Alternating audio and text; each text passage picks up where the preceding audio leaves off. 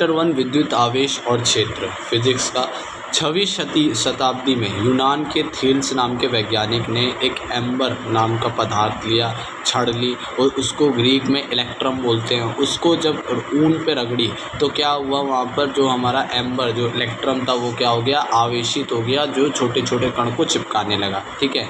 16वीं सदी में William Gilbert ने प्रयोग करा एम्बर के समान पदार्थ को ऊपर और बहुत सारे पदार्थ की खोज करी। यहाँ मतलब प्रयोग करके कई एम्बर के जैसे समान पदार्थों की खोज करी जो आकर्षण कर रहे थे। ठीक है। 1646 में विलियम गिलबर्ट ने, है ना, इसी विलियम गिलबर्ट ने एम्बर के द्वारा आकर्षण करने के गुण उत्पन्न होने से जो ऊर्जा होती है उसे विद्युत इलेक्ट्रिसिटी नाम दिया। एम्बर को इलेक्ट्रम बोलते हैं और इसके द्वारा जो ऊर्जा उत्पन्न हो रही है ना, जो आकर्षित ऊर्जा उत्पन्न हो रही है उसको क्या कहा, इलेक्ट्रम। और उस पदार्थ जिसमें गुण उत्पन्न हो रहा है उससे क्या बोला, विद्युन्मय, इलेक्ट्रीफाइड बोला। ठीक है। विद्युत आवेश क्या होता है, यह एक भौतिक राशि है जिसे अर्जित कर लेने पर कोई पदार्थ विद्युन्मय हो जाता है और विद्युतीय गुणों को प्रदर्शन करता है। तो इसे अर्जित करने पर क्या हो जाता है, कोई पदार्थ विद्युन्मय हो जाता है और क्या करता है, विद्युतीय गुणों को प्रदर्शन करता है, आकर्षण प्रतिकर्षण। विद्युत आवेश एक अदिश राशि है। SI मात्रा कूलाम होता है। सूत्र आवेश का जो होता है वो क्या होता है, धारा गुणा में समय होता है। धारा को हम एम्पियर से, समय को सेकंड से व्यक्त करते हैं। विमीय सूत्र A और T हो जाएगा, M0 L0 T1 और A1 हो जाएगा इसका विमीय सूत्र। अमेरिकन वैज्ञानिक बेंजामिन फ्रैंकलिन ने क्या करा, इसको दो प्रकार से धनावेशों को खोजा। ठीक है। अब वो कौन से किसको, आवेश को खोजा, एक धनावेश एक ऋणावेश। क्या होता, कांच की छड़ पर धनावेश आ रहे थे और रेशम के कपड़े पर क्या होता, रेशम के कपड़े जब रगड़ रहे थे कांच की छड़ को तो उस पर ऋणावेश आ रहा था। अब ऊनी कपड़ों, ऊनी कोट वगैरह पर क्या आता है, धनावेश। और रोबोनाइट का छड़, जिसको शायद हम एम्बर भी बोलते हैं ना, एबोनाइट का छड़ और रबड़ के जूते, बिल्ली की खाल वगैरह क्या आता है, ऋणात्मक आता आवेश। और यहाँ पर दो आवेश हो गए, धनावेश ऋणावेश। और सजातीय आवेश होते तो प्रतिकर्षण, विजातीय होते तो आकर्षण होता है। चालक क्या होता है, विद्युत आवेश को बहने दे तो उसे हम क्या कहते हैं, चालक या सुचालक भी बोलते हैं। और विद्युत रोधी होता है जो विद्युत आवेश को बहने ना दे, उसको क्या कहते हैं, सुचालक बोलते हैं। अब भूसंपर्कण क्या होता है, यदि किसी आवेशित पदार्थ को पृथ्वी से किसी चालक द्वारा जोड़ दिया, आवेशित पदार्थ है उसको पृथ्वी से किसी चालक द्वारा जोड़ दिया जाता है तो पदार्थ का आवेश चालक से होते हुए पृथ्वी में चला जाता है, उसी को भूसंपर्कण कहते हैं। आवेश का क्वांटीकरण क्या होता है, देखो, किसी आवेशित पदार्थ पर आवेश का परिमाण मूल आवेश इलेक्ट्रॉन के परिमाण के पूर्ण गुणज में होता है। मतलब कि जो इलेक्ट्रॉन का आवेश है और उसके पूर्ण गुणज, जितने भी आवेशित वस्तु में इलेक्ट्रॉन है वो होता है, इलेक्ट्रॉन है उसके पूर्ण गुणज में होता है हमारा किसका, आवेश, है ना। तो Q में N होता है और N यहाँ पर क्या होता है, क्वांटी, मतलब पूर्ण गुणज के रूप में होता है, क्वांटा। अब कूलाम का नियम क्या है, देखो भाई, कूलाम का नियम 1785 में फ्रांसीसी भौतिक शास्त्री चार्ल्स ऑगस्टिन कूलाम ने दिया था। ठीक है। नियम क्या है कि दो स्थिर बिंदु आवेशों के बीच लगने वाले बल उन आवेशों के परिणामों जैसे Q और Q1 Q2 गुणन के गुणनफल के समानुपाती, है ना, समानुपाती होते हैं तथा उनके बीच की दूरी के वर्ग के व्युत्क्रमानुपाती होते हैं। गणितीय व्याख्या कहेंगे तो F समानुपाती Q1 Q2 बटे में R² और समानुपाती का चिन्ह हटते क्या आता है, K कांस्टेंट आता है। अब यहाँ K जो है एक अनुपातिक नियतांक है जिसका मान दोनों आवेशों के बीच के माध्यम की प्रकृति तथा मापन की पद्धति पर निर्भर करता है, प्रकृति और मापन की पद्धति। अब SI मात्रक में हम K को कैसे लिखते हैं, K में 1/4 एप्सिलॉन नॉट। अब एप्सिलॉन नॉट क्या होता है, एप्सिलॉन नॉट अभी हम देखेंगे यहाँ पर। तो ये F1/4 एप्सिलॉन नॉट किसके लिए, यदि आवेशों के बीच माध्यम मुक्त आकाश, निर्वात और क्या है, वायु में हो तो जब जाकर है ये, और K की जगह 1/4 एप्सिलॉन नॉट लिख देंगे और Q1 Q2 बटे में R² ऐसे ही रहेगा। और इसको हमने क्या कहा, समीकरण 2 अभी किया। अब यहाँ पर देखो, यहाँ पर एप्सिलॉन क्या है, एप्सिलॉन नॉट निर्वात की विद्युतशीलता है, परमिटिविटी है। अब एप्सिलॉन नॉट का मान होता है 3.854 गुणा 10⁻⁻12 होता है, ठीक है। कूलाम स्क्वायर न्यूटन मीटर बटे में न्यूटन मीटर स्क्वायर, ठीक है। अब इसको जब हम क्या जब 1/4 एप्सिलॉन नॉट में एप्सिलॉन नॉट की पावर एप्सिलॉन नॉट का मान रख के सॉल्व करते हैं तो इस तरह से उसका मान जो आता है वो क्या आता है, के का 9 गुणा 10⁻9 आता है, ठीक है। न्यूटन मीटर स्क्वायर प्रति कूलाम स्क्वायर उल्टा हो जाएगा हमारे किससे, एप्सिलॉन नॉट से। अब समीकरण 2 में इसको रखने पर क्या हो जाएगा, F बराबर 9 गुणा 10⁻9 मल्टीप्लाई बाई Q1 Q2 बटे में R स्क्वायर हो जाएगा।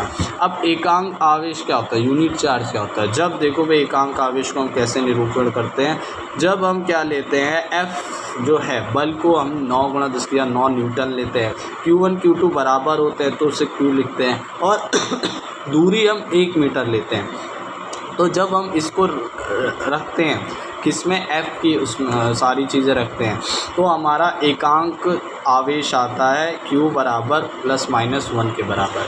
कूलाम के नियम का सदिश रूप करेंगे। अब देखो कूलाम के नियम का सदिश रूप कैसे लिखते हैं। यदि Q1 और Q2 परिमाण के दो बिंदु आवेश एक दूसरे से r दूरी पर स्थित हो, पहले आवेश द्वारा दूसरे आवेश पर आरोपित बल हो, तो क्या करेंगे यहाँ पर सदिश योग F2।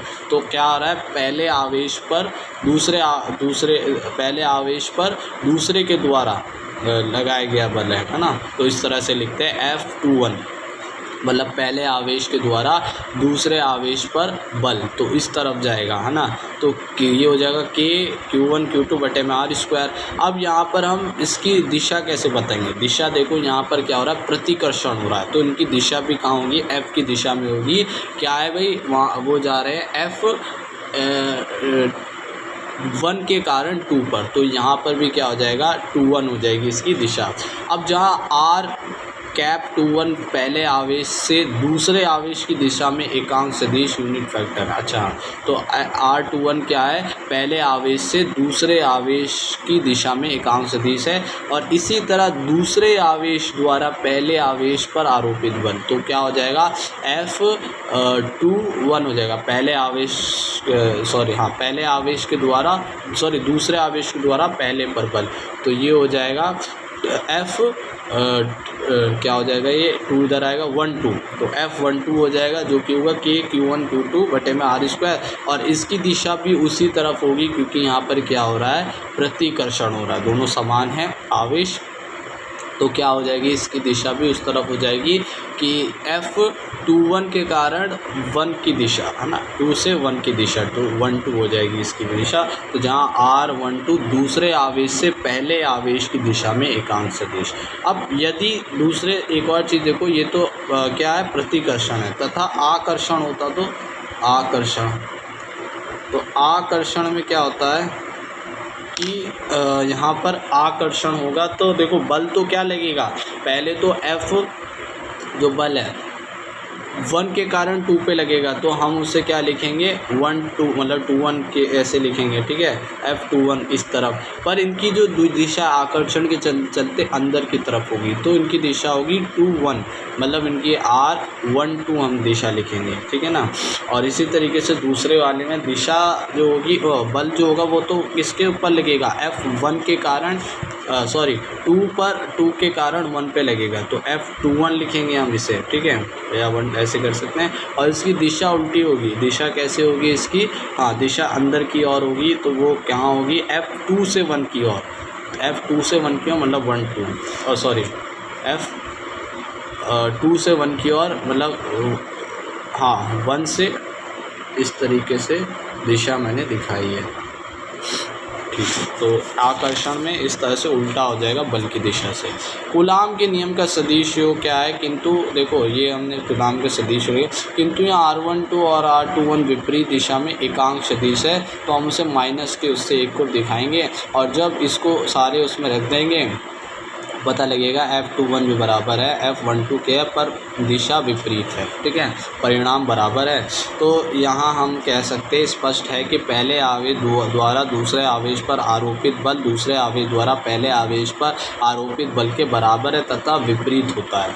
अब परावैद्युतांक क्या होता है? निर्वात या वायु में एक निश्चित दूरी पर रखे दो आवेशों के बीच बल और किसी माध्यम में उन्हीं दो आवेशों को उतनी ही दूरी पर रखने पर उनके बीच लगने वाले बल के अनुपात को परावैद्युतांक कहते हैं। मतलब कि यहाँ पर एक माध्यम ले रहे हैं, एक तो निर्वात है और जो वायु वगैरह, और एक हम माध्यम ले रहे हैं, तो एक को हम वही मानेंगे F और एक को F0 मान लें। उन दोनों का जब हम क्या करते हैं, अनुपात करते हैं, मतलब हम लोग डिवाइड करते हैं, तो क्या होता है यहाँ सारी वैल्यू कट के 1/ε0 और उधर आती 1/ε बोल सकते हैं माध्यम। अब m ऊपर आ जाएगा तो ये हो जाएगा ε m बटे में ε0, और ε m बटे में ε0 जो बराबर आया F1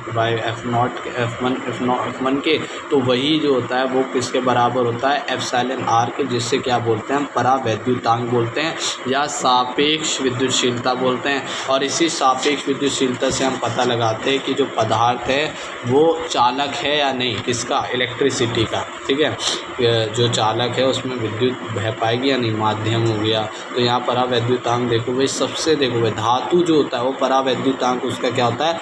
अनंत होता है, अनंत। और किसी भी पदार्थ का परावैद्युतांक जो होगा 1 से अधिक ही होता है। जैसे पानी का परावैद्युतांक 80.4 होता है। ठीक है, कांच का क्या रहता है? 5.10 रहता है। ठीक है, अभ्रक जो होता है इसका 5 से लेकर 6, 5.7 से लेकर 6.7 है ना, ऐसे मान सकते हैं। धातु का तो अनंत होता है। तो इस तरह से अभी हमने चीज़ें देखी हैं।